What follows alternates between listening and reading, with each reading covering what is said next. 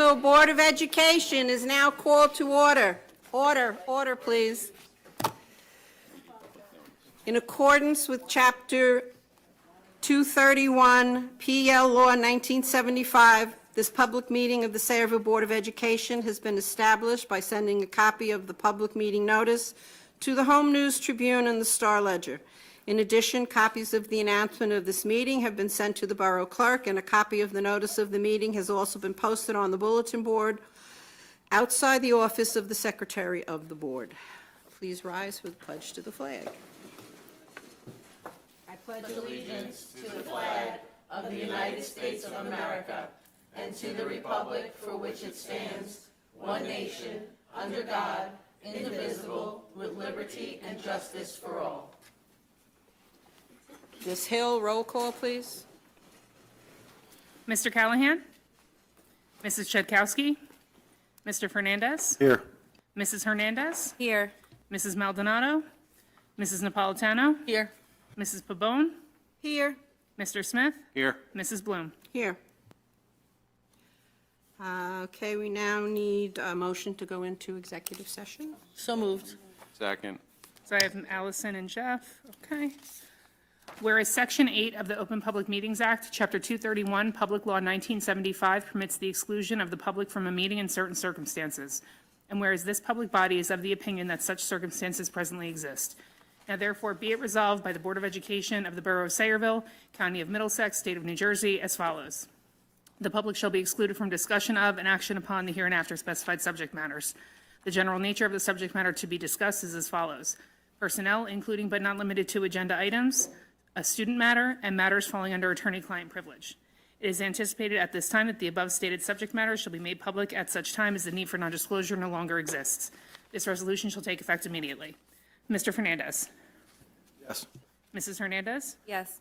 Mrs. Napolitano. Yes. Mrs. Pabon. Yes. Mr. Smith. Yes. Mrs. Bloom. Yes. Okay.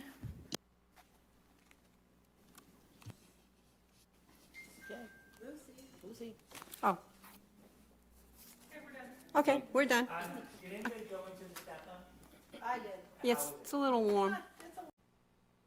Sayreville Board of Education is now called to order. Please rise for the pledge to the flag.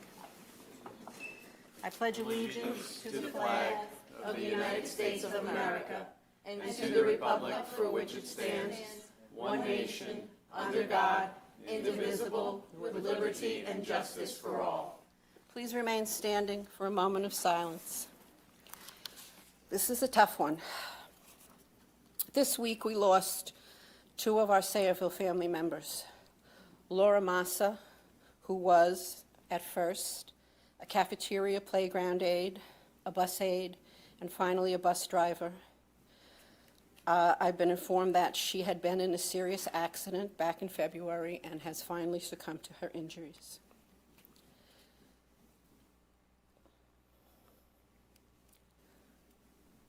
The next member is Meredith Pisano.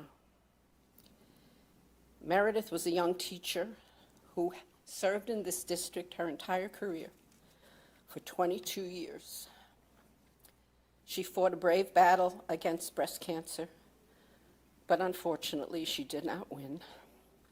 Meredith was only 44 years old and leaves behind her young son Bennett, who is 11. Please keep both families in your thoughts and prayers.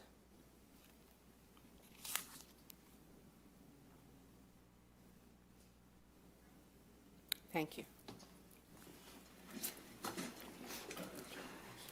Ms. Hill, roll call. Mr. Callahan? Mrs. Chudkowski? Mr. Fernandez? Here. Mrs. Hernandez? Here. Mrs. Maldonado? Mrs. Napolitano? Here. Mrs. Pabon? Here.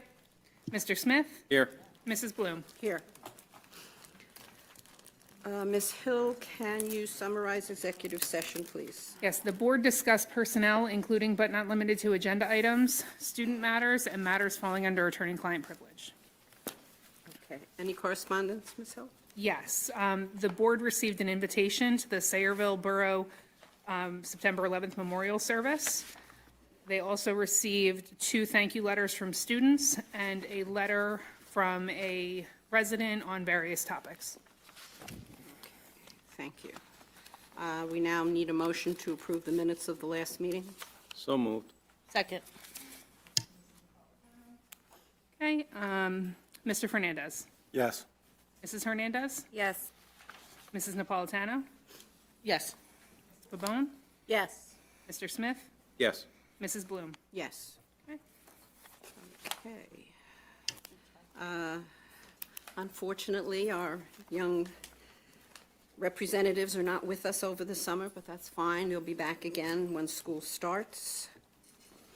I don't have any comments at this time. Mr. Smith, any comments? Nor do I. Okay. Dr. Labby, any presentations? Yes, Ms. Bloom, we have two presentations for you this evening.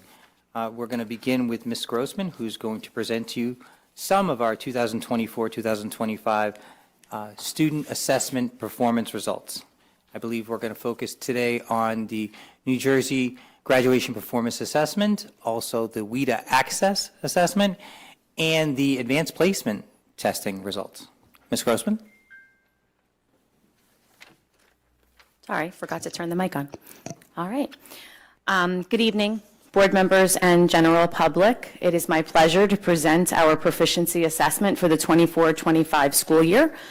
This presentation is the first part of the data that we have received from the state of New Jersey, and we will continue to look at it next month and into the fall as more results come in, specifically the New Jersey Student Learning Assessment. So the first bit of information I'm going to be sharing with you is relevant to the New Jersey Graduation Proficiency Assessment, otherwise known as the NJGPA. We have discussed the preliminary results at earlier dates, and this was all reviewed with the Student Achievement Committee last week. The NJGPA is administered to all grade 11 students in March, typically each year, and it is to help us determine graduation readiness in the ELA and mathematics content areas. Bit of new information from the Student Achievement. We received the state averages. So in 24-25, Sayreville exceeded the state proficiency rate by 9.5% in language arts literacy. The percent for demonstrating readiness for English language arts in district was 90.1%, and the state average is 80.7%. For mathematics, the district percentage rate for demonstrating readiness is 66%, and the state percentage is 58%, so we exceeded mathematics by 8% as well. Yeah, always good to hear, right? So when we look at our over the years percentage rates, if we look back till 2022, we have shown steady growth in both areas, which is something that we have set goals related to within the district, so we were excited about. English language arts, it might only look like we increased by 1%, but when you're over 90, we'll take every little bit of growth. The 2024 percentile for demonstration was 90%. In 2023, we're at 87, and in 2022, we were at 48.2. That was one of the earlier years, and coming out of COVID, it was one of the first things that we noticed was we were going to need to close some gaps on. In mathematics, we had 66% this year demonstrating readiness. That was a 5% increase from last year's 61%, and we did meet our district goal of increasing the percent of students demonstrating readiness on that exam by 5%. In 2023, it was 56.5, and in 2022, it was 56.5. When we take a look at the sub-data for the NJGPA, we'll start with the language arts literacy portion. So as required by the state of New Jersey, we break it down by our subgroups. So we have 94.5% of the students identifying as female demonstrated readiness, 87.3% of those identifying as male demonstrated readiness, and 100% of students demonstrated readiness from the non-binary group. Economic status is where we talk about students that qualify for free or reduced lunch, and 95%, I'm sorry, yes, 99, my glasses are blurry, I apologize. 99% of our students that are non-economically disadvantaged, so they are not qualifying for free and reduced lunch, demonstrated readiness. With our economically disadvantaged students, 86.6% demonstrated readiness in language arts, so it's a little bit of a gap. Students with disabilities in 504 plans, we had 78.8% demonstrated readiness in English. Students without IEPs, we had 92.6. Students with 504s, 83.3. So again, a little bit of a gap, which is why we'll talk a little bit later about goals for next year. The state reports indicate that greater than 95% of Sayreville students demonstrated proficiency in the core competency areas for language arts. That's analyzing literary text, reading and interpreting information text, vocabulary acquisition and usage, and written expression.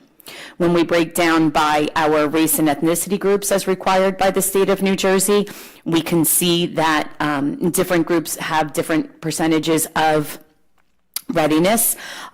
American Indian and Alaskan 100%, Asian 97.7, white 94.2, two or more races 92.9, Black and African American students 91.4, Hispanic and Latino 84.1. And one of the things that we discussed in looking in that is that the majority of our multilingual learners are of Hispanic background. So a lot of the students that are in that group may have struggled to demonstrate the readiness in English language arts. So it kind of shows a little bit of a gap there. These results do confirm that our students are achieving a high level of achievement readiness throughout the subgroups, but we again want to look for closing that gap for any group that fell below 90%. For mathematics, when we look at the gender comparison, 63.4% of females demonstrated readiness, 68.6% of males, and 100% of our non-binary population.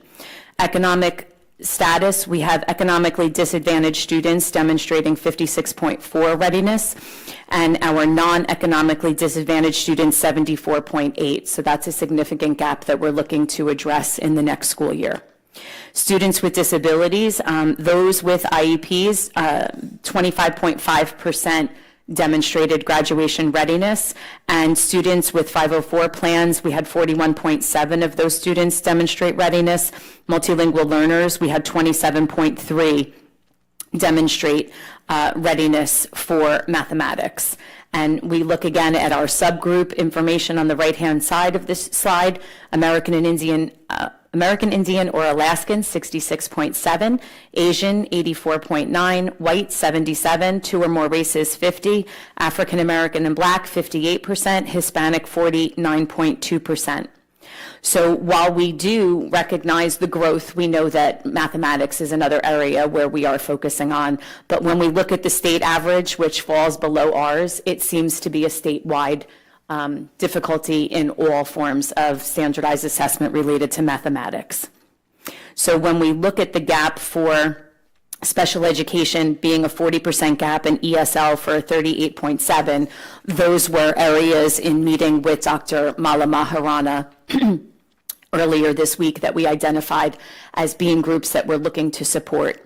So the next slide that I share with you are the 11th graders now they're now seniors. They've now, crossed over. So we have the class of 2026, and when we look at that class, so the students that took the GPA in the spring, 33 of the students in the class of 2026 identify as being ESL. So they are eligible for ESL services. They are multilingual learners. Looking at those 33 students, 60% come from homes that speak Spanish or Castilian, 12% Ukrainian, and then Portuguese, Arabic, Gujarati, Georgian, Twi, and Urdu are all within the 3 to 6% range. In looking at our multilingual performance data, we have 39.4% of the students of this class eligible for ESL that were able to demonstrate readiness in English, and only 27.3% were demonstrating readiness in mathematics. So when looking at possible root causes for these gaps, we talk about interrupted instruction, as many are coming from countries with educational programs that are not stable, or they are not comparable to the state of New Jersey, which has very high rigorous standards for mathematics and language arts literacy. Some of the action steps that we've been talking about to address the gap for our multilingual learners include looking at curriculum materials for the high school.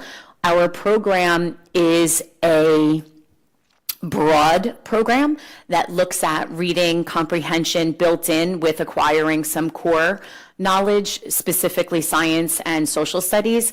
And we really feel that our students, with so many of them coming as newcomers and beginners in the middle school and the high school, would benefit from a program that really focuses on the acquisition of reading. So we are going to explore and pilot some materials with our multilingual learners this year that will kind of advance their literacy skills and put a little bit less emphasis on acquiring the content language that we were working on before. We are also going to look at bilingual support materials. Hopefully, when we hear about our title grant money sooner than later, hopefully, we will be looking at bilingual materials to support our ESL learners, multilingual learners, especially with Spanish and with Arabic, to support it with some bilingual materials for mathematics and provide some services in that way. And then obviously we're going to continue with our multi-year plan of providing professional development for teachers and meeting the needs of multilingual learners. In looking at the goals that we set for this year, for NJGPA English Language Arts, we were looking to increase the percent of graduation-ready students who are LIEP eligible, which means they have a limited English plan, so multilingual learners, by 5%. Unfortunately, we did not meet that goal. That is something that we're going to continue to work on for the next year. We did have a 0.5% increase. For the NJGPA English Language Arts, we were also looking to increase the number of students with disabilities demonstrating readiness, and I'm happy to report that we met that goal. We were hoping to increase by 5%, and we actually increased by 10%. For New Jersey GPA in mathematics, we were looking to increase the percent of graduation-ready students by 5% overall, and as I mentioned earlier, we did meet that goal, so we're very excited. And then in looking towards next year, we have started to draft out some goals for next year related to the GPA. As I indicated, we're looking to close the gap in the readiness demonstration as measured by the NJGPA and LAL between students with disabilities and those not identified as having disabilities. We'd like to close that gap by at least 3%. We would also like to increase the percent of multilingual learners demonstrating readiness on the GPA and LAL, I apologize, by 5% overall. And for mathematics, we're looking to increase the percent demonstrating readiness in mathematics as measured by the GPA by at least 4%. We'd like to, move into that 70%, which would be the high percent over the past 5 years. The way that we are going to do this is to utilize local and grant funding to continue our NJGPA boot camps, which we run during the school year and again during the summer, where we support students who are having difficulty demonstrating that readiness with some Tier 2 and Tier 3 intervention levels.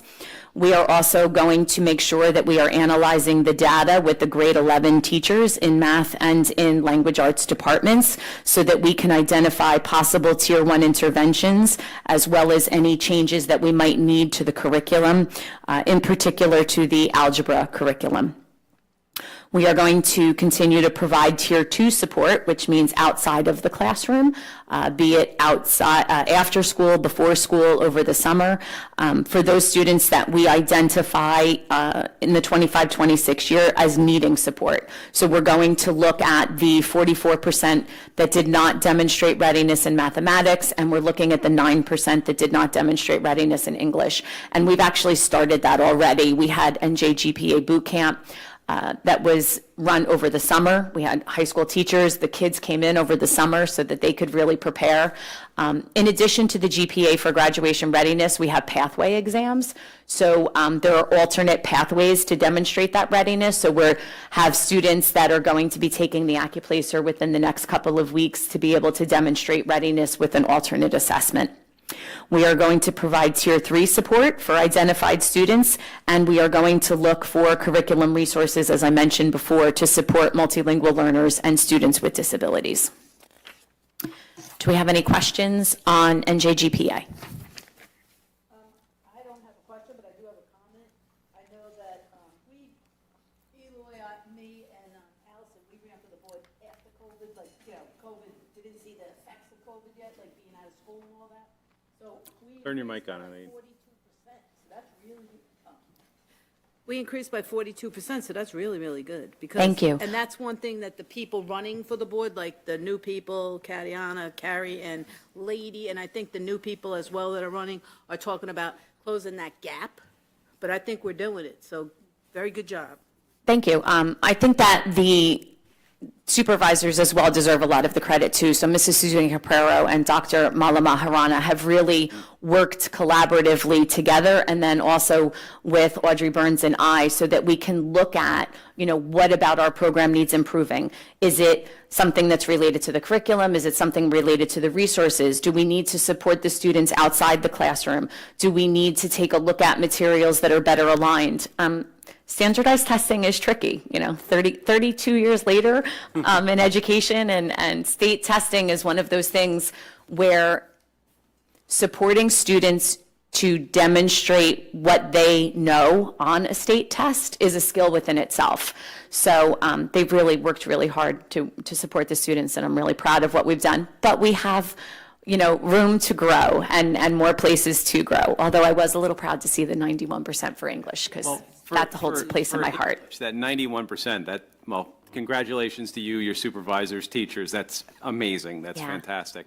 Thank you. Are we seeing the results of having an actual ELA curriculum and book series in the high school as a direct correlation to this? I've had the opportunity to speak to a lot of the high school teachers. We did bring in Study Sync by McGraw-Hill Alex, and you'll notice on the agenda for this evening, we're asking for the approval to bring it to the middle school as well. The teachers really felt that the program supported the students with working with short text, which is exactly what the state measures, right? You can't take a standardized test on a novel. So they felt that it was really quality materials, and the assessments that were developed by McGraw-Hill did mirror what the students were going to need to do. So one of the things that they have to do on the GPA is read several articles about the same theme and then synthesize that information, and they had to write open-ended and two-part, we call them TECRs, but technology enhanced questioning. So part A of this question, you have to get right to be able to get part B type of thing. But the assessments that are included in the new English program have that. So it gives the kids confidence to be able to do that when they take the test. That's great. Yeah, thank you. One of the parts about 91% of our juniors being proficient on that assessment that we sometimes overlook is the fact that our students that speak English as a second language, our multi-language learners, has increased by threefold. And you have kids that are enrolled in our district as a 9th grader, a 10th grader, that do not speak a word of English. And they're still expected to pass that test as a junior. And the fact that we have many, many kids that come in, even as late as their beginning of their junior year, and we get them through that test and they pass that test, that's quite remarkable, and a tribute to our faculty and our administration. So in keeping with the conversation about our multilingual learners, I'll jump into the WIDA Access. So the WIDA Access 2.0. Segue, right? Yeah, it was perfect. It's almost like I set you up for that.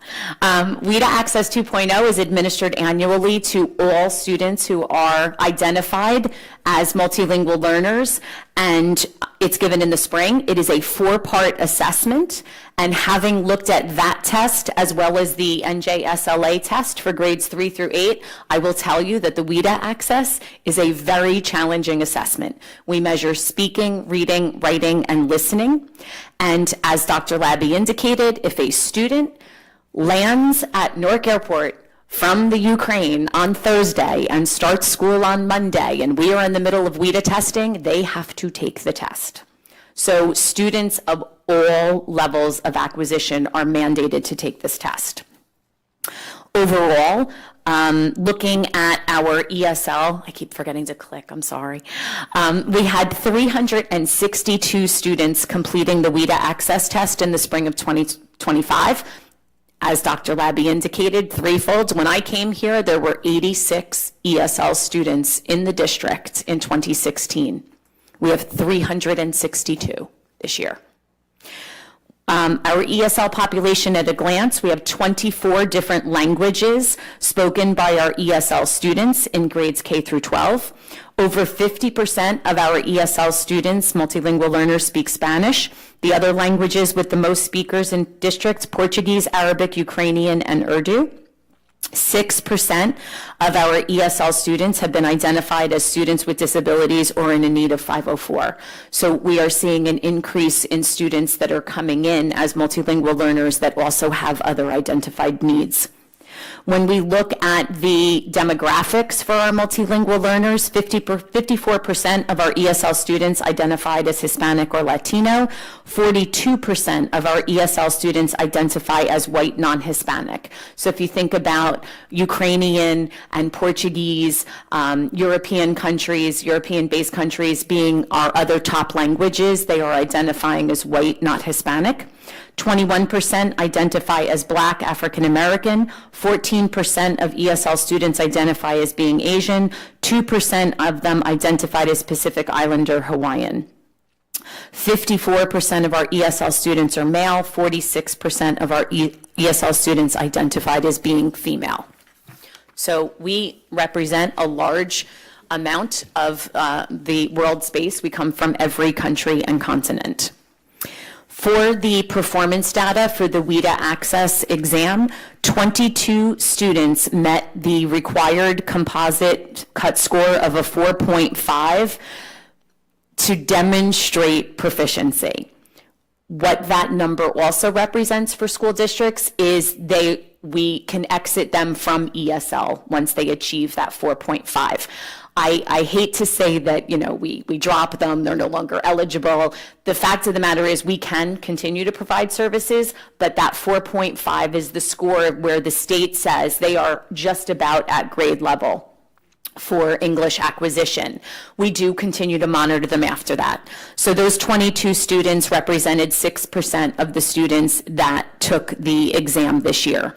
An additional 44 students earned a 4.0 or higher, which is considered nearly at grade level. So we were very excited to have the results that we did. And if you look at the year-to-year comparison, 6% demonstrated that this year, and that is a 4-year high. We had 4.8% last year, 3.6%, and 5.8% the year before. The thing to keep in mind when you're looking at WIDA Access is that every year is different. We have different students that come in every year. They come in at different grade levels. So it's a little bit harder to look at, longitudinal data over the years because it could look like a very different makeup of students. 50% of our students earned a 4 or higher in listening. That's always the area where we achieve the highest in district, and 30% earned a 4% or a 4.0 or higher in reading. 12% for both speaking and writing. So those have been the areas of identified skill focus that Mrs. Caprero is going to be working on with the multilingual population. As I mentioned before, action steps, we're looking at some new curricular materials that is going to work explicitly with literacy acquisition rather than just the application of it. And we are also looking, we've tried over the past couple of years, but it's going to be a concentrated effort to get an advisory committee up and running so that our family engagement and community resources can be made more available to this population. Any questions on the WIDA access test? They really don't provide a lot of data. It's part of a consortium for the state test, so it's a little frustrating. No such thing.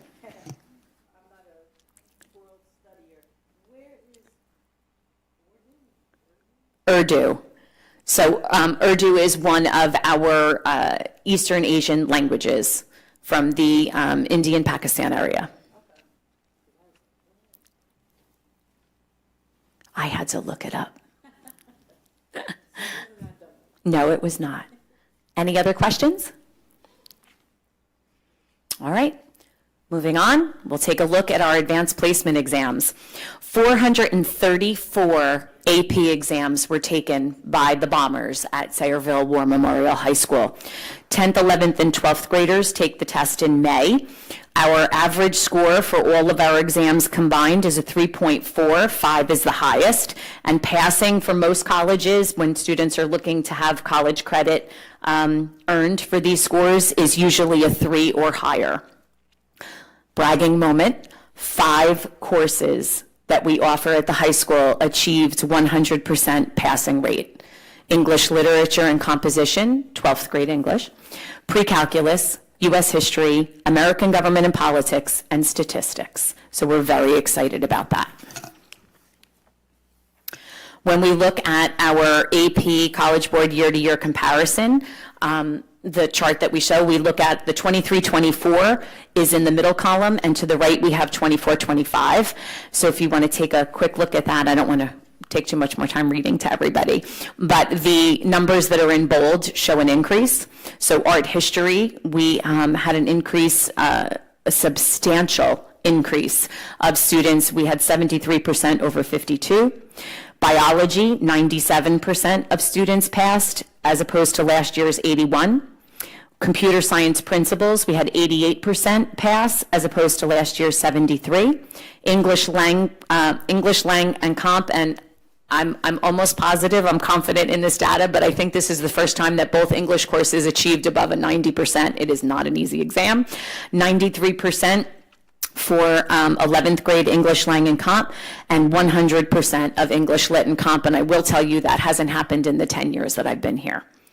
Moving down, we had 100% for our pre-calculus, and that is the second year we've offered the course and the second year that 100% of our students in Ms. Prignoli's class have earned that. And we went from 13 students last year to 18%, so shout out to Ms. Prignoli. 89% of our students passed for Spanish, Senor Alcaleo, that's also a high over the last several years. And statistics, we had 100% up from 82% last year. U.S. history, we had 100% 2 years in a row, and we had 21 students pass this year as opposed to 14 last year. And something to keep in mind about APUSH, that is a 2-year course. So our students are in APUSH 1 with Ms. Santos, and then APUSH 2 with Mr. Pasva, and they retain that information across 2 years in order to be able to pass that exam, and that's a lot of history. When we continue on, I did break down for each of the courses, how many took the exam, what was the average score, and then the percentage for each course. And that each of our courses that we offer at the high school is there. I do want to draw your attention to the third page, and I think it's the last page. The courses that are indicated as APEX, those are courses that students independently take online, asynchronous learning. They opt to expose themselves to very rigorous materials, macroeconomics, microeconomics, and psychology, as well as U.S. government, are all taken through APEX. So we don't necessarily have the higher percent proficiency for those courses. It is self-study is very tough for AP exams, let me tell you. But we applaud the kids that take it on and do it independently and give it their best effort. And I think we had this discussion last year, but I still applaud them for taking on a rigorous course that's probably related to something they want to take a look at in college. Does anybody have any questions on the AP exams? I just have a couple comments overall. Just backing up to the NJ, GPA. Obviously, incredible work. We increased about 9 and 6 points in English and math, which is about a 12% increase. But more importantly, what stood out to me is when we break down to the subgroups, pretty much in almost every category, we exceeded the state average. Even when we look solely at economically disadvantaged, we're about 6 points higher than the state average.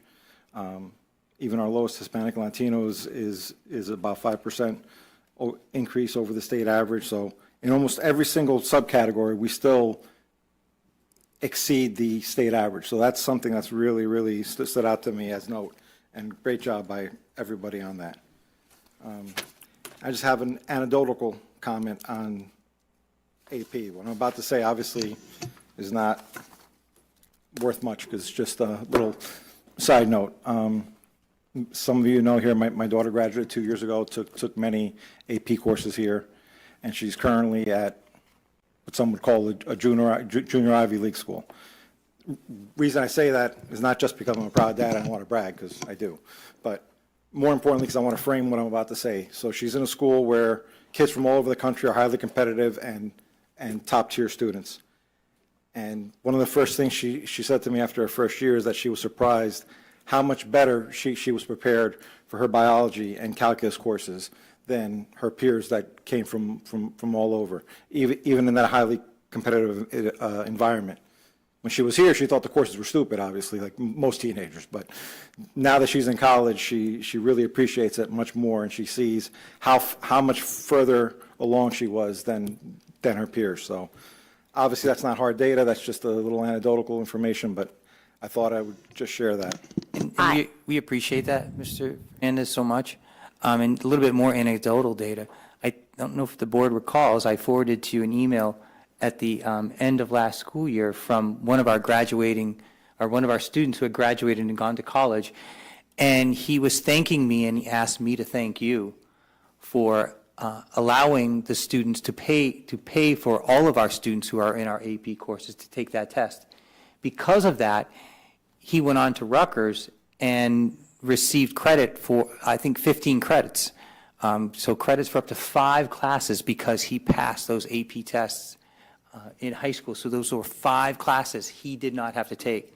So he felt like he was 15 credits ahead of every incoming freshman, and it allowed him to not only graduate, I believe, a little bit earlier, but to take a lot more courses that he was very interested in that worked toward his major rather than those requirements that he would have been forced to take if he did not take and pass that AP test. So years ago, when we made this decision, which at the time was controversial, if you remember, we made it for that very reason, but we also made it to make sure that we were measuring how effective we were teaching those AP courses.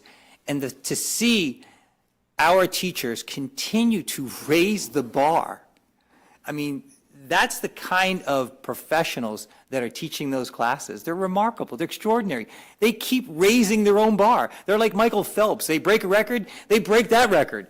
And it's just remarkable to watch. So I can't thank you enough for that, recognizing that and acknowledging that in your comments. But obviously, to Ms. Grossman, Ms. Burns, our supervisors, our principals, and most importantly, our teachers teaching the classes. Thank you, Dr. Labby. Any other questions or comments? All right. Thank you so much for everyone's attention, and I will be back in a month further down the road with the NJSLA data. Might be a little more sobering, wait. but yes. We can't wait for that. Thank you so much. Great job. And now for the most Congratulations, thrilling presentation of the evening. He's trying to escape right now. He's trying to leave the room. Oh, you're going to do it from the podium? He needs the clicker. Let's see who is quicker, Ms. And in this corner, weighing, I present to you the infamous Mr. Glock-Malloy. I And object school to the safety comparison data. of timing. I'm just going to put it there. We don't have nearly as much data to present as Ms. Grossman did. So, as we have every year, this is our Period 2 Student Safety Data Report. Within that category, we have both our actual period 2 as well as any revisions to our period 1, which runs from September to December, and then period 2, January to June. Our categories and subcategories for student safety data reporting to the state of New Jersey are listed up there, including our high levels of violence, substance, weapons, vandalism, HIBs, and other incidents that result in removal from the normal academic program. Our period 1 data, which you saw already back in January, so I'm not going to focus much on that. We do have period 2 data broken out in its subsections, but I'm going to jump down to our totals for the year, which will be on your next slide. You can see here our high-level categories broken down by school.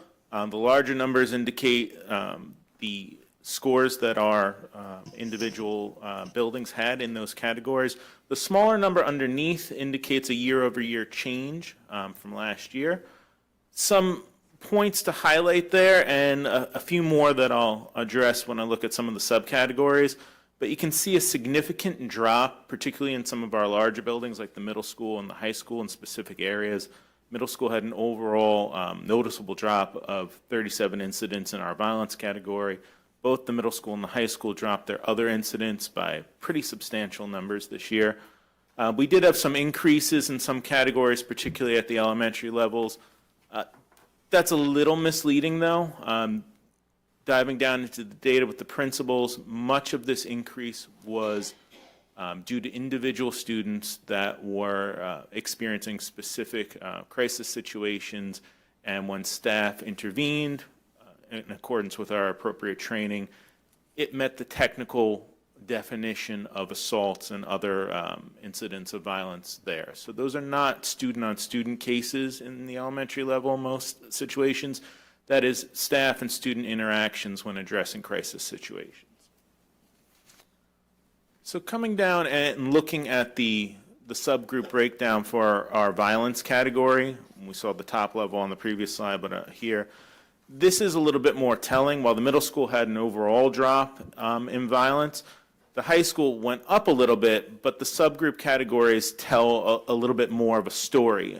Contained within violence is certainly assaults, fights, things of that nature, but it's also threats. So while the high school's overall violence numbers went up, the actual violence, physical assaults, fights went down, transferred over into the threat category in many situations, which is pretty much a reflection of the high school administration's work to try to proactively address violent situations in the buildings. Of course, in some of those cases, the interactions were still taking place. It resulted in threats of violence, but the high school administration and high school staff were able to intervene before actual violence occurred. So that's where we had a clear drop for our middle school. High school wasn't as clear on the top level category, but as you look down at the more detailed breakdown of the subgroups, it does tell a story for both of our large buildings. Looking at vandalism, and this is not ever a high-scoring group. We saw our top-level numbers 2 slides ago. Here's our breakdown by categories, and in most cases, our vandalism is damage to property, low-level theft, and false public alarm. That's where we see the most of our vandalism categories.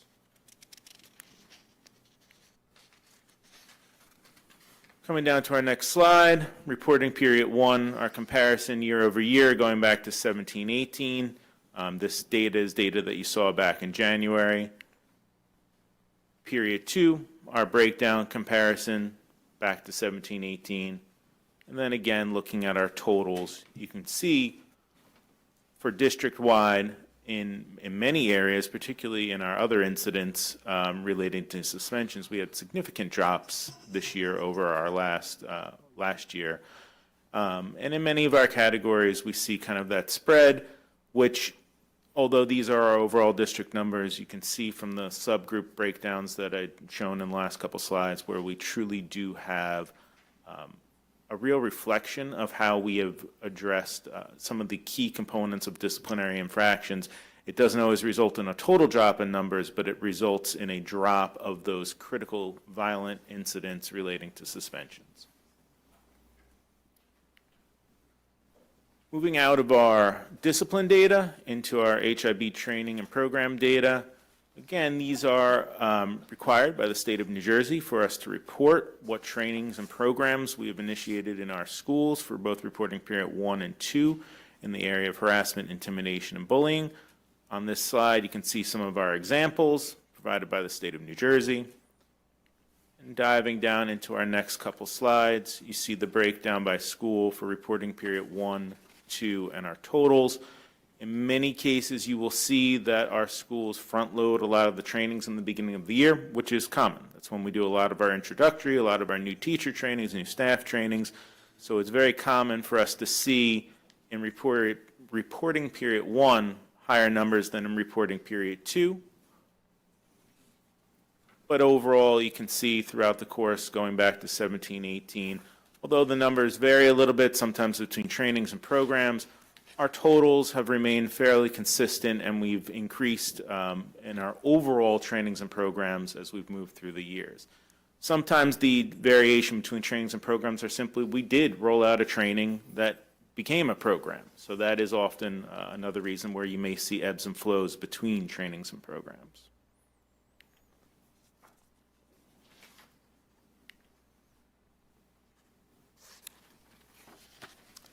Our last category for our student safety data system, this is very often related to much of the work that Mr. Nasser and his team do with our restraints and seclusions.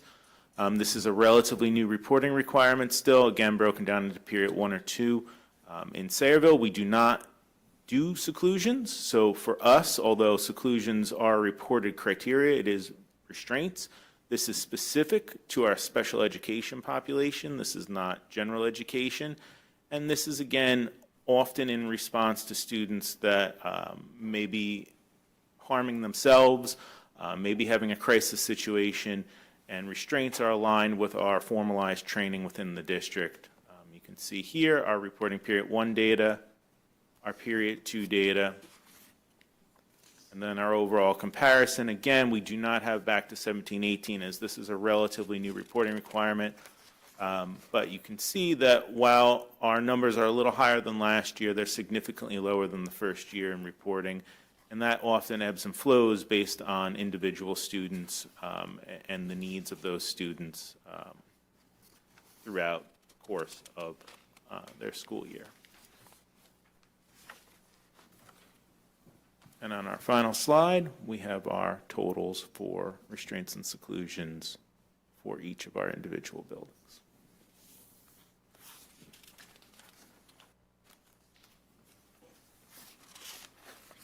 And last up, our overall totals going back to 22-23. And here is where you can truly see, although our reporting period 1 and 2 data vary a little bit, our overall totals for restraints have gone down significantly, which that I can attribute to Mr. Nasser and his team. Any questions? Well, as always, it looks like we're doing a fine job, doing the best we can with what we have, and always looking to improve so that we can do better. Yeah, and if I can just add some comment to that. Mr. Glock-Malloy pointed it out with regard to the actual reporting data, but I don't want to overstate it. And I want to underscore the fact that our building administration has worked really hard this year at all levels to, first of all, decrease the amount of violent infractions, decrease overall referrals, and most importantly, decrease the number of infractions that might lead to a serious consequence like a suspension. And one of the things that I'm very proud of is the work that was done this year at the high school and middle school. Not only did they significantly decrease the number of fighting infractions, they significantly decreased the number of infractions that led to out-of-school suspensions and in-school suspensions. In fact, I believe the middle school decreased the number of in-school suspensions by 50%. And both schools decreased the number of total discipline referrals by close to 15%. So again, a lot of work going into improving the climate at all of our schools, especially since the demographics in Sayreville are changing dramatically. Not only are our ethnic demographics changing, but our socioeconomic demographics are changing. We spoke recently about the fact that our students that speak English as a second language has increased by threefold. When I got to the district, the number of students receiving free and reduced lunch was just barely over 20%. Ms. Grossman informed me today that we're at 43%. So we are changing. So with the change becomes, there are sometimes differences in values. We have to make sure that the home and the school are aligned in terms of the type of behavior that we expect students to demonstrate in school. So I think that our building administration and our faculty has done an enormous job of communicating with our families, but also demonstrating through our actions and through our activities and other resources the type of behavior we expect and the type of behavior we won't tolerate in our schools. No, silly, maybe a silly question, but kind of related to that. And I don't know if we're seeing any early indicators over our summer programs this year, but with how we're making schools more physically comfortable with cooling and stuff, are we going to Get ready. Are we going to see, because we all know when you see heat in cities and stuff like that go up, violence tends to go up. Thank you very much, Mr. Smith, because Mr. Nasser actually commented about this after polling our teachers here at the Sam Upper Elementary School, which is one of our schools right now that is fully air-conditioned, about was there a difference not only in the actual climate, temperature in the classrooms, but the climate in terms of behavior due to the comfortable environment that our students are in. Mr. Nasser? So, Mr. Smith, thank you for serving that one up. I'm very happy to address that. Yeah, you did.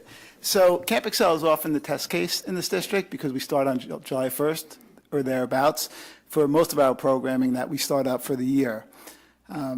This year, it's been a game changer.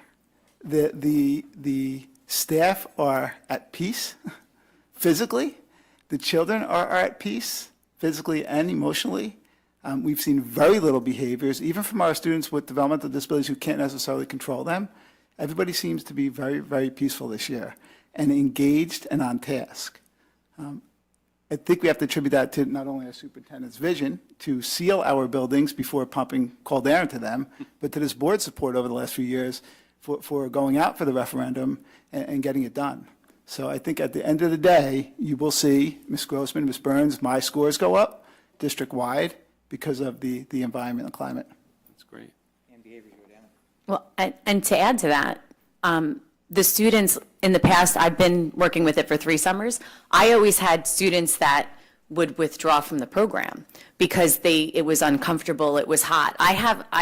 Not a single student has dropped out of learning acceleration this summer. So I would withdraw they're from the here program. for it, yes. They're here for it, which there is going to help us with our proficiency. And that is another variable that you bring up. Attendance is very strong on Camp Excel, much stronger than years past, even in this last week. Yeah. So, I mean, we're going to see such great benefits across the board from this. So we can't thank you enough. No, that is fantastic. That's just such a added benefit that is being shown. And thank you to the public who voted it in. Amen. Appreciate it. Yep, Absolutely. Definitely. Thank you to the residents. Okay, thank you. I think that's it for our presentations tonight. Now we will move on to board discussion, finance and infrastructure. Mrs. Pabon? Okay, we'll give you a minute. Turn your mic on, Eileen. We held our finance and infrastructure meeting on the 15th, I think it was, right? What's my note? Yep, July 15th. And Mr. Jimmy provided an update on all the facility improvement referendum projects. He reported that the panel replacement has started at Truman. Likewise, the high school and middle school media center switchgears have been installed. The switchgear at the middle school is also now connected to the new transformer, which was a big thing. We were waiting on that for a while. While there is power to a portion of the building, the vendor is in the process of connecting the remaining portions of the building to the new switchgear. Similarly, the switchgear for Wilson has been installed and will be powered up once the transformers there also have been installed by JCP&L. A switchgear still needs to be installed at the Eisenhower and Truman School. Samcell HVAC, which we're sitting in right now, installation is nearly finished, as all spaces now have air conditioning, which is unbelievable that it came so quickly. I thought it was going to take us years and years. The middle school HVAC installation is progressing well, and if everything goes as planned, let's keep our fingers crossed, all spaces will have air conditioner by September 4th, and that will improve that as well, the behavior, because it is hot in September. You know, when you go back to school, you're like, ugh. So that is very good. However, there's going to be some open and exposed ceilings at the time, because that, has to still be worked upon. The installation of the HVAC on the first floor of the high school should be finished by August 1st, yay! And the installation of HVAC units at Arlith are also progressing as planned and should be finished by September 4th. Again, some ceilings may be left open. It won't be harmful to the kids, but it'll be unsightly. The installation of the HVAC units at Eisenhower and Wilson has also begun and is progressing according to schedule. Both schools should have AC by the beginning or mid-September. Finally, the HVAC units are beginning to be installed at I can never say this, Slover. I never say it right. And the switchgear should be installed by the end of this month. However, we will not be able to power it as its new transformer is installed by JCPL sometime late in the fall. On other projects not related to the referendum, we had some updates on our litigation with Green Skies and the borough, and they just had oral arguments for the borough lawsuit on the 18th, so we don't have an answer yet. We'll see how that goes. And then on the 16th, we were going to open up bids, but we didn't get any, right, for the solar, so that was a little bit disappointing, but we will not give up. Everything else is doing good, and I do want to say, I say it all the time, and I'm going to say it again, but Jimmy is our just people in the public don't know that Jimmy actually is the project manager. So instead of hiring an outside person, he has been tasked with this job, and he has really done an incredible job of getting all this stuff done and making sure that it's done within budget. We have not, the public should be very proud of everybody that's working on this, and not wasting their money. So if people want to complain, oh, it's cost so much money, because some people don't think the school should be cooled, okay? However, we really did a good job and made use of every single dollar. So that's it. Thank you, Mrs. Pabon. Personnel, since Mr. Callahan is not here, Dr. Aguiles, will you? I don't know if I can do as good a job as Ms. Pabon, but I will try. Do your best. We discussed this evening. We discussed open positions in both certificated and non-certificated staff. We also discussed some upcoming changes to teacher observations based on changes the state has made. We will have a better update in August once we get more information from the state, and we discussed new hires. Thank you, Dr. Aguiles. You're welcome. And to the point. Okay, Governance Committee, Mr. Fernandez. The Governance Committee met on July 22nd. We reviewed policy and regulations 5600 relating to student discipline code of conduct for some minor revisions. We also reviewed Strauss-Esme Alert 235, which impacts 12 different laws and regulations. We also reviewed job descriptions, which are on today's agenda for first reading, including Administrative Secretary for Security and Technology, Part-time Secretary for Technology and Security, and a revised Director of Curriculum and Instruction. We also discussed changes to the upcoming calendars for 25-26 as well as 26-27. And we also discussed we also discussed updated to the legislation for transparency laws. That's it. Okay, thank you, Mr. Fernandez. Student achievement, Ms. Grossman. I don't know what you can add, but go for it. And I'll try to be brief. Last Tuesday, prior to the governance meeting, the Student Achievement Committee met. We discussed the 6 curriculum guides that are on the agenda for tonight's approval. We also reviewed the data that I shared earlier, so I will not beat the dead horse. We talked about the calendars as well that Mr. Fernandez just referenced to, and we discussed the 25-26 Memorandum of Understanding for Rider University, where our high school students can earn college credits for tomorrow's teachers' honors. We reviewed the emergency virtual plan that needs to be submitted for approval to the Middlesex County Executive Superintendent, as well as our 25-26 NJDOE bilingual waiver application. Dr. Labby reviewed the calendar changes that are necessary due to the Eid holidays, and Audrey then informed the committee that we are going to have in 25-26 our first dual language preschool classroom.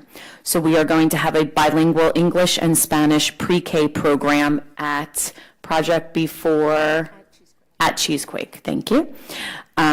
She was speaking about how one of the parents that opted for the program actually speaks a third language at home. So they were excited about their child becoming trilingual through our efforts. So it was very exciting. Audrey also talked about our ECHRS results for our Project Before at Cheesequake, where we were recognized and earned our stars, correct? 3 stars for our program at Cheesequake.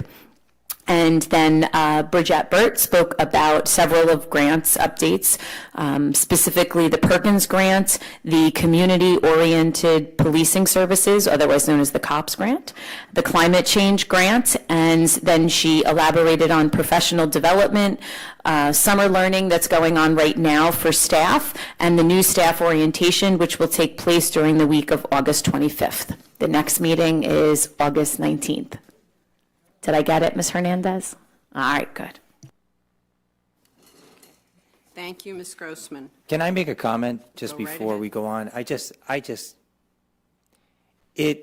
It tickles me to hear about the dual language class in the preschool. And I don't know if it's the only one, but I just am so proud that we are going to be one of the first districts to open a dual language class where the kids are going to learn both English and Spanish at the same time, every single child in that class. And then the fact that a parent volunteered for their child to be in there so that their child could learn another language. And if you do a lot of research into language acquisition in the brain, up to the age of 7, children can learn well over 7 or 8 different languages. Because they're still learning it in the left side of their brain. But after the age of 7, for the average child, when you learn a new language, you learn it in the right side of your brain, which is what causes you to translate in your head. You have to cross over the corpus callosum and everything like that. Not to get too deep, it sounds like Tim Byrne, but the fact that we are giving 15 children, and I hope that turns into 30 children next year.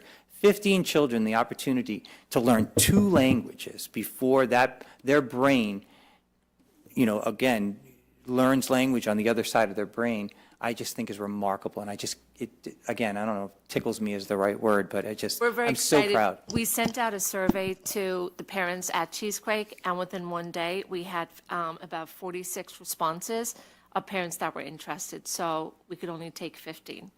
So we do have someone from Tools of the Mind curriculum that is going to be coming, and he's going to do a residency, he's calling it, for 3 days, and he's going to work with the teacher. And he's also going to join us in August. We're trying to set a date, and he's going to join us with the virtual meeting or in person. He said he would do either one with the parents. And he's going to work with the teacher, and he is, Tools of the Mind, bilingual. So we're very excited to work with Luis. So we're thrilled. Outstanding. So excited about it. When I heard it and everything, I think it's incredible that we are doing it. We're one of the first ones to do it. What opportunity we're giving to these kids at And parents such are a thrilled. short, age to grow and do this. And I hope this is something that we can do in other schools and Absolutely, years. absolutely. Tim Byrne, I know you're surprised, is waiting to do it in kindergarten. Oh, God help us. I just want to make a comment. I have that book club, right? So all of the children are from Sayreville, and some of them are like pre-K, and they are unbelievably smart. I mean, they just know how to read. I mean, they're 4 years old, sitting there reading Charlotte's Web with like, blah, blah, blah, blah, blah. I'm like, oh my God. So, they're doing a good job. Thank you so much. Okay, I'm up. Middlesex County School Board Association's update. We had our annual summer organization meeting on July 24th. We picked topics that we think will be of value to board members moving forward at our meetings this year. And once we have all the dates locked in, I will share them with you, but we're looking forward to another good year. That's it for me. Okay, and now we will open to public participation for presentation or agenda items only. Okay, seeing none, we will close public, and Dr. Labby, you will give us your agenda. Thank you, Mrs. Bloom. I'm going to go old school on you today. I don't have anything on my computer, so I went ahead and highlighted some things. So for finance and infrastructure, I'm going to bring your attention to page 4, if you don't mind. 23 and 24, we were gasping a little bit to see if we were going to get any federal funding, but they are starting to release federal funding, and you can see that we're asking you to approve the Perkins grant, as well as the Individuals with Disabilities Education Act grant. So that's 23 and 24. 27 is related to it because we used the Individuals with Disabilities Education Act grant to offset some salaries. So again, very necessary, and you can find that on page 5. Also on page 5 is an interesting number 28. I wanted to just highlight the fact that, for a while, the bid threshold for when we would have to, go out to bid if we wanted something over a certain amount was $40,000 if you were a qualified purchasing agent, which Aaron is. Now they've moved that up to $53,000, which gives us greater flexibility. So what that means is if we want to purchase something that's under $53,000, we do not have to go out to bid for it. So I think that was important to highlight to you, so we just need you to approve that. If you move on to page 6, there's two there, number 32 and 33. I want to bring your attention. Those are change orders. One is to the parking lot expansion project at Eisenhower, which, by the way, is going really well. However, when we were creating the second parking lot to the left of the Eisenhower School, we discovered an uncharted manhole. Wasn't there in the drawings, wasn't, but it was there. So obviously it had to be remediated. So we need a change order, which is the change order for, I believe it's $14,000? Yep. For this no, one. I'm sorry, $10,000. $10,000, I'm sorry, I'm not reading right. Yeah, $10,000 for that. And then number 33 is a change order for the referendum. And I'm bringing it to your attention because it happens so often. And Mr. Colemanberger will tell you that. Whenever I get a call from Jimmy, 9 out of 10 times, it's not good. And I can't tell you how many times in the winter I get a phone call from Jimmy saying, we have to do a fire watch because the fire suppression system piping just burst again. It's been a problem since I've been here in Sayreville. So due to with the referendum, we're taking advantage of that. Our funding there to do a change order so that we can replace that piping there, which has been needed for quite some time. So great job by Mr. Colemanberger in identifying that, and great job in Aaron in using the referendum for that change order. And then if I could bring your attention to number 36 on page 7, Ms. Grossman spoke about that. Based upon the results that she reported to you and Mr. Smith inquired about with regard to the performance of our students on the NJGPA due to StudySync. We're asking now to, number 36, to approve the purchase of the StudySync material for the middle school. Yeah, and I'm so sorry. We're getting there. And then the last one that I want to bring to your attention on the finance and infrastructure is on page 8, which is number 42.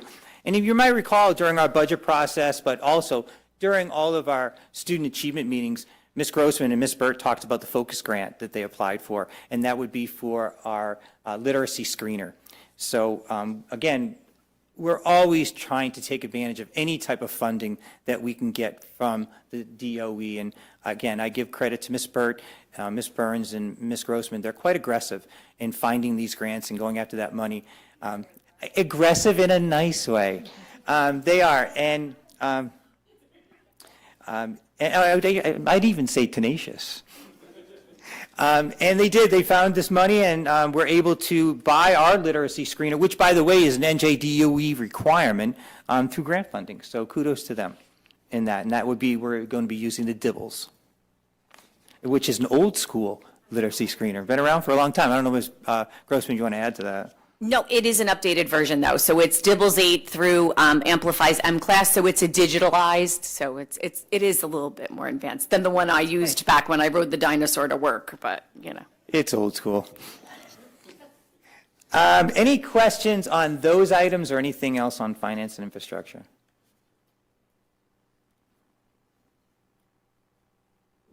It's a long one, so take your time.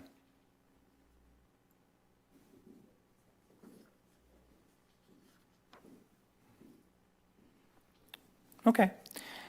Seeing or hearing none, and everybody can ask questions later on before we vote too, or comment later on, but let's move on to student achievement. Somebody's probably on the roof working. Oh, it could be fireworks too. Is that somebody on the roof or fireworks? Oh, it must be fireworks then. I thought the only fireworks were in here. Okay, so if I can bring your attention to page 20 on student achievement. Ms. Grossman referenced it in her student achievement report. We do have some curriculum guides that we're asking you to approve. You can find them in number 3. And she didn't touch upon this, but what we ask you to do every year on page 20, numbers 4, 5, and 6, we ask you to approve the back-to-school nights, which are there, as well as the parent-teacher conference dates in January. And as you know, we begin those the day after the Martin Luther King holiday, and those are early dismissal days that whole week, but these are the evening conferences. And then, of course, our K-5 trimester report periods, marking periods, as well as our four-quarter marking periods for grades 6 through 12. And then there are other items there, but those are the most important ones that I want to bring your attention. But does anyone have any questions on either those or any of the other items?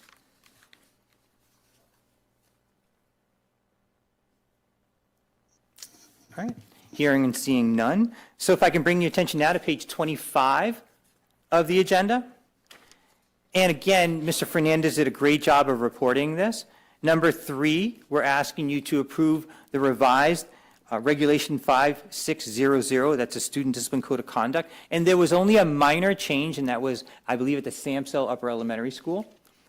So very minor change to the discipline code of conduct. And by the way, it's required that school districts do this every year, that you sit down with your building administration and you go over the code of conduct to make sure it's fair and equitable. Not a lot of school districts do it, and I know it. But I give Mr. Glock-Malloy and all of our building administrators great credit because they are very disciplined in making sure that occurs every year. So thank you, Mr. Glock-Malloy, for facilitating that. Number 5, which is also on page 25, as well as number 6, and this was referenced by Mr.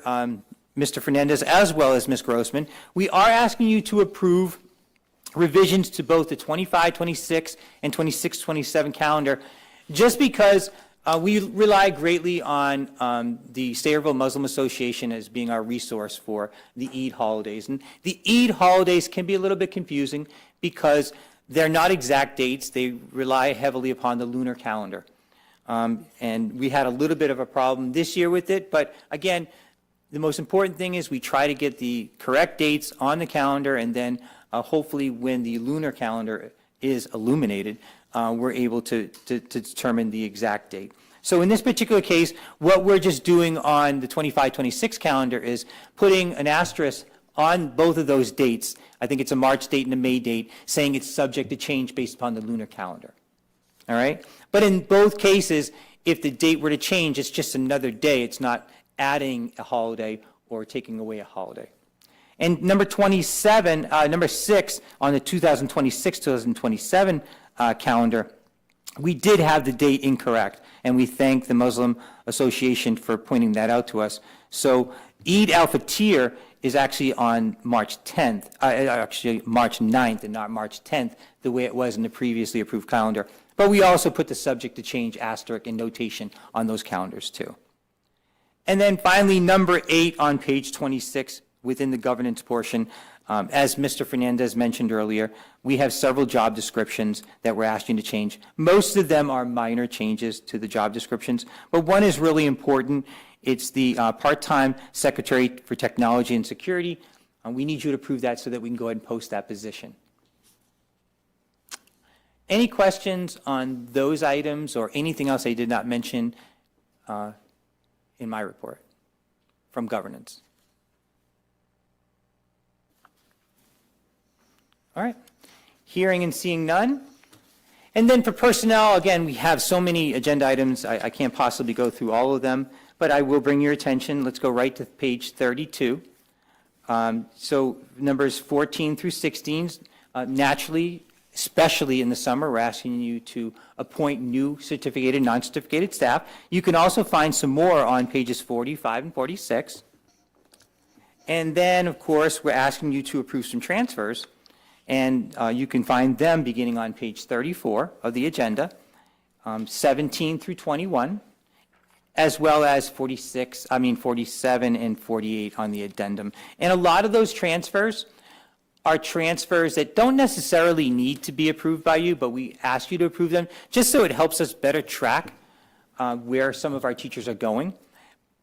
But also, as you know, we loop our teachers in kindergarten, first grade, so we naturally have to ask you to approve that transfer. But we actually label that looping teachers, and you can see all the teachers that are looping with their kids from K to 1. All right? So again, it's a lot of information, but are there any questions on anything that I mentioned or did not mention on personnel? All right. Mrs. Bloom, that concludes my report. Sorry, I have a question. Sure. Sorry. Page 10, that we are, surplus that we're gonna try to sold, and at the end it says, if the board is unsuccessful in selling the surplus property, the items will be disposed of. Oh, okay. I think we mentioned if we can donate those items. Well, there comes a point where we can donate items or we can just dispose of them, but as a practice and as a procedure, what we've done first is to see if we could sell them. Yes. We're required to by law. But Oh, if we are, right. Yeah, we're required by law. But if we don't sell them, instead of disposable, I guess we can put it, donate it. We certainly can, but these particular kinds of items will likely sell. This is buses and Yes. a food warming tray, so those are a little bit more Yeah, I marketable. understand, yes. Okay. Good question. Anything else? Okay, thank you. We now need a motion to approve. So moved. Second. Okay, so that was Mr. Smith and Mrs. Napolitano. Okay, Mr. Fernandez. Yes. Mrs. Hernandez? Yes. Mrs. Napolitano? Yes. Mrs. Pabon? Yes. Mr. Smith? Yes. Mrs. Bloom? Need to abstain, Erin, on personnel, page 44, number 33, Saturday detention, the first candidate, I need to abstain. Okay. Everything else, yes. Okay, all motions pass.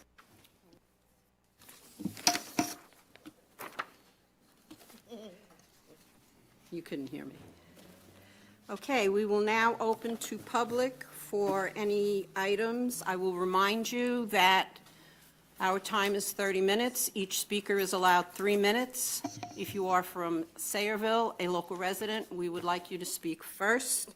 I would also ask you to line up so we can gauge our speakers. And if anyone wants to speak, you can do so at this time.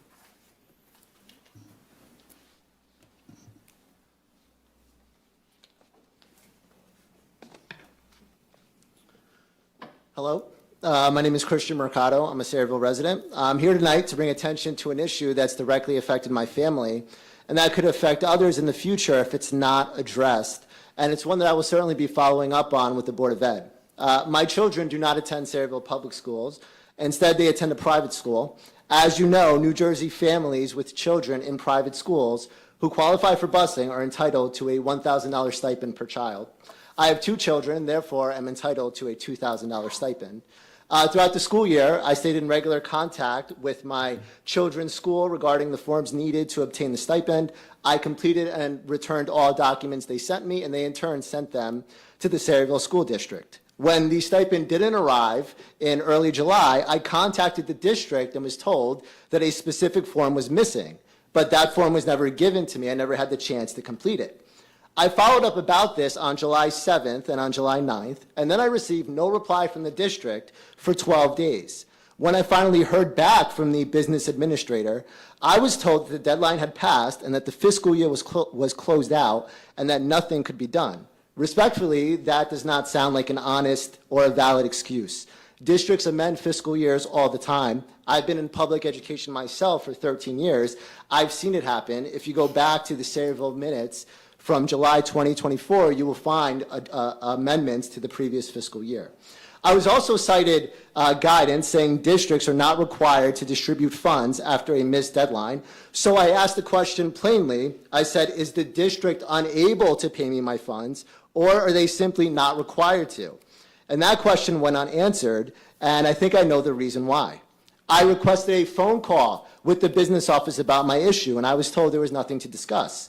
A week ago, I sent a follow-up email to the business administrator, and my email has been completely ignored. I really didn't want to come here tonight, but my issues have just been completely ignored and cast to the side. What's most disheartening is this. Most people, when they see a neighbor in need, they try to help. That's the basic decency I expected. Sadly, that's not what I encountered. As a taxpayer, I find it unacceptable to face such unprofessionalism and indifference to my issues. I know for a fact that other school districts frequently help out families in their town when faced with similar issues, but that has not been my experience here. So I ask, if a parent follows every instruction but never receives final form through no fault of their own, should they be penalized? Should rigid procedure and state deadlines outweigh fairness and common sense? My request is simple. Don't penalize families for breakdowns they didn't cause. Hire leaders who value doing what's right over doing what's easy, and get those who genuinely want to help others in their town in positions of influence. I'll be following up with each board member individually until my issue is resolved. Thank you for your time. Thank you. Thank you. Next, please. Good evening. My name is Teresa Focarelli. I am a Sayreville resident and a grandparent of middle and elementary age students. Parents and grandparents are greatly impacted by Policy 5756 that was passed down from the state in 2017 by Governor Chris Christie.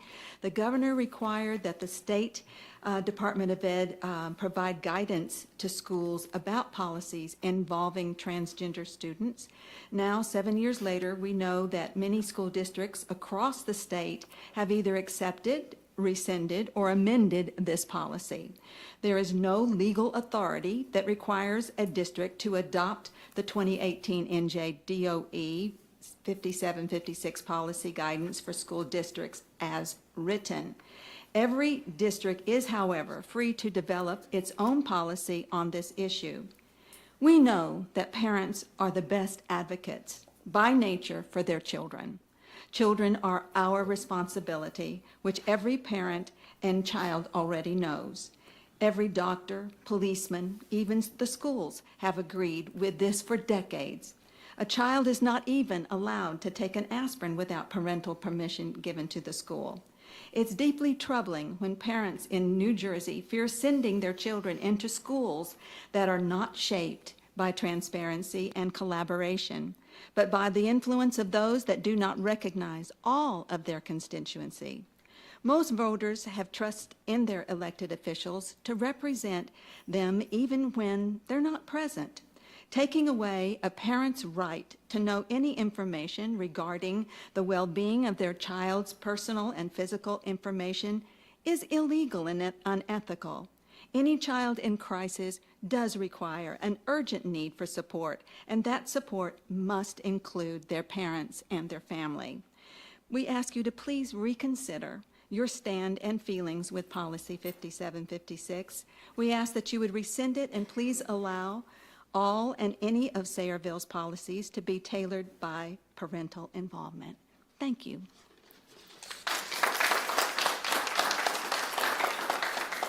Thank you. Next. Good evening, Joe Campagna, Sayreville resident. I'm here tonight, as every month, because Policy 5756 is unconstitutional. It impedes on parents' rights as provided for in both federal and state law. I would like to address a point from last month's meeting, an assertion that was made here. The question was asked of Dr. Labby whether any secret files have been made for students in this district, and the answer was none that I know of. Well, there are a few problems with that, and the first is that by the very own policy language, it very clearly states, and I can quote it, that all information must be kept in a separate confidential file. That is a confidential file. By the plain words of the policy, the existence of the file itself is confidential, as well as the file and the information inside. The policy also states, quote, "This file should only be shared with appropriate school staff members after consultation with the student," end quote. So further, the policy prohibits even revealing that a transgender status is in the district. Again, quoting the policy, "The school district shall keep confidential the current, new, and prospective students' transgender status." So by your own rule, first, Dr. Labby may not even know about this because even though he's very important in the district, I'm sure not every student wants him to know about their confidential status. So that could be an issue right there. But also, I'm guessing maybe he didn't know, or maybe he was trying to keep it confidential, because by the rule that I just quoted, he really isn't supposed to be telling us that there are any confidential files or that there are any transgender students. It will raise questions, and parents will have those questions. So whether there are secret files or not, secret files are a violation of our parental rights. It's a violation, and it is unconstitutional. So that brings us to the answer that we heard, and so either it was a violation of the policy or trying to keep the policy, but either way, we cannot allow parental rights to be taken by the school board. Secret files are not allowed. I also would like to request that 5756 be rescinded. It's important that parents also understand that the board in that policy directs the principal, and I quote, that the principal should discuss with... Sorry, your time is up, but thank you. Next. Hi, Lisa Reback, also a Sayreville resident. First, I wanted to say thank you to everybody for the last 17 years, even though a lot of you weren't here 17 years ago when I started as a parent in this district. I am now no longer a parent, so I want to thank you all for my kids' wonderful education. And the last meeting I attended, there was a vote on 5756, and it was voted down. And here we are again, and I'm so sick and tired of taking time away from my family to come here and fight for the kids, for kids' rights, which is what the law is based on. There are, I believe, the last I checked, it was 28 districts out of almost 600 in New Jersey that rescinded policy 5756. And if I'm wrong, please correct me. I'm definitely not perfect. So that's such a small percentage. Looking through the districts like Marlboro, Manalapan, have had they've written their own policies, but it's been argued against by the state attorney general because the students were being discriminated based on their gender or sexuality or things like that. That's what I happened to read. So my question is, for the people, for the people that keep coming up here asking you to rescind the policy, what do you propose to do about the law? And for the people that come up here that are not in this town, what is your interest here? Why do you keep coming to our town and fighting against our children? You want to talk about parents' rights? What about these kids' rights? Who's going to stand up for these kids? If my kid can't tell me something, I want them to have another adult that they can talk to. Both of my kids, and they have. So I am so sick and tired of coming here and making this a fight every month. It's ridiculous. Drop it. You guys all have so much more important work to do. There's been so much more important work done, and I appreciate all of that. This, every month, it's ridiculous. And I'd like to politely request, if you don't live in our town, don't come to these meetings. It's not your business. Thank you. Thank you, Lisa. Next, please. My name is Jim Coyle. I'm 65 years old. I've been living in this town my whole life. My brother Joe Coyle works for the Sayreville Board of Education. His wife is a teacher here in the district. And I just want to say I'm against 5756. I'm against biological males competing in girls' sports.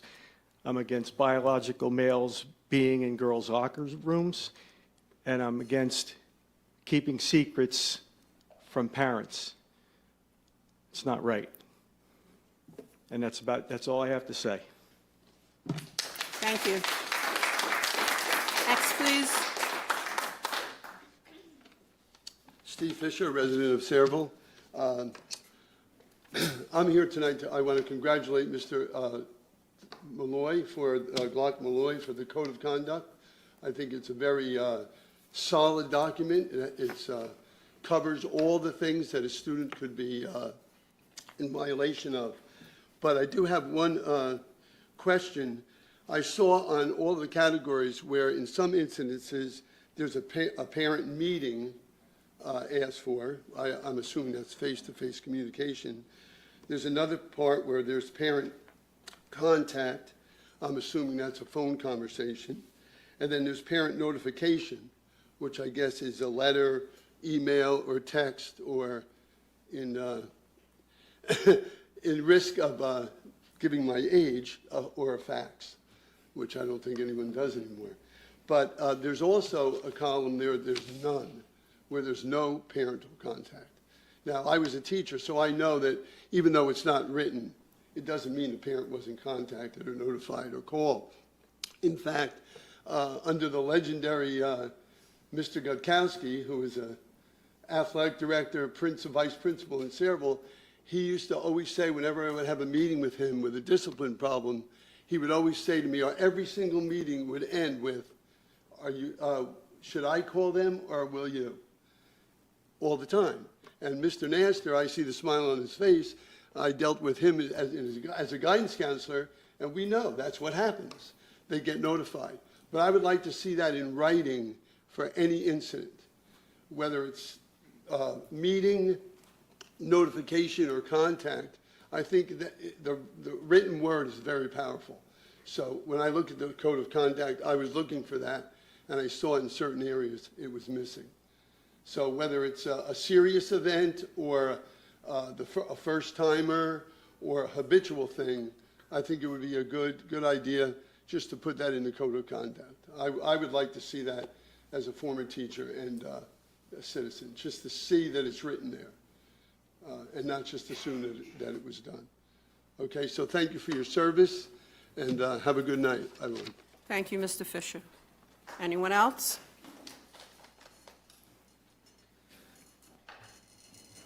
Seeing none, we will close public. Public is closed. Any closing board comments? Okay, we need a motion to adjourn. So moved. Second. Meeting adjourned. All in favor? Aye.